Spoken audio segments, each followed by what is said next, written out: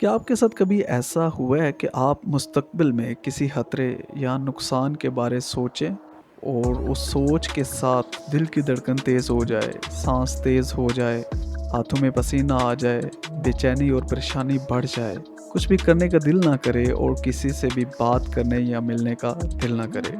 अगर ऐसा होता है तो इस कैफ़ियत को हम एंग्ज़ायटी कहते हैं। तो अभी हम समझेंगे कि एंग्ज़ायटी क्या होती है। एंग्ज़ायटी हमारे जिस्म की परेशानी और बेचैनी की ऐसी कैफ़ियत है जो किसी ऐसे खतरे या नुकसान के बारे सोचने से पैदा हो जो मुस्तक़बिल में होना है। यानी वो नुकसान अभी हुआ नहीं है, मुस्तक़बिल में हो सकता है और उसके बारे हम अभी से सोच के परेशान हो जाएँ।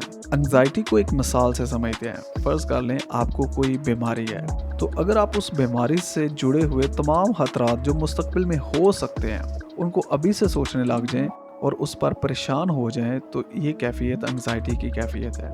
यानी अभी आपके साथ ऐसा हुआ कुछ नहीं, लेकिन आप मुस्तक़बिल में होने वाले खतरे या नुकसान को अभी से इतना सोच रहे हैं कि उसकी वजह से आपकी जो बॉडी है, उस पे बेसुकूनी और परेशानी की कैफ़ियत आ गई है। अब वैसे तो एंग्ज़ायटी एक नॉर्मल रिस्पॉन्स है और किसी हद तक अच्छा भी है, क्योंकि जब हम मुस्तक़बिल में होने वाले नुकसानात को सोचते हैं, तो उससे हम एक्टिव होते हैं और तैयारी करते हैं कि कैसे उस नुकसान से बचा जाए। दोस्तों, एंग्ज़ायटी नुकसानदेह शक्ल तब अख्तियार करती है जब हम मुस्तक़बिल में होने वाले किसी नुकसान या खतरे के बारे ऐसी सोचें अपने ज़हन में डाल लें जो हमारे इख्तियार में ना हों। हम उनको रोकना चाहें, हम उनको रोक ना सकें और जिसकी वजह से हमारे मामूलाती ज़िंदगी काफ़ी हद तक मुतासर हों।